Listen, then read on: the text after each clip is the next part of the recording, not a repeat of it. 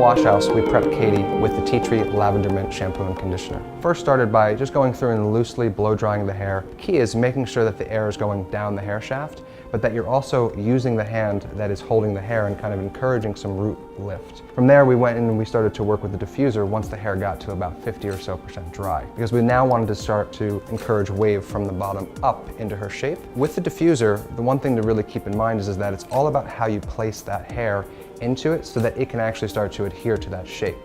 So when we go to the base, we're going to use more of a medium to cool setting just to try and move that water out of the hair. That this isn't really a speed race. This is about making sure that the dryer can sit on the hair for as long as possible. It needs to be shaken well before use. You want to make sure that you do light mists and you start to open the hair up so the product will really fill inside and not just sit on the surface. Lastly, we moved in with our styling wand and we just went on the surface of her hair to try and encourage a little bit more wave around the face that kind of mimics or would look similar to what her natural is with a touch more polish. The key to kind of round this out is to then go back in and applying a light mist over everything that's been styled so that we see the space that comes from that bit of oil, but then we see the texture and feel the texture from what lives inside of that sea salt additive.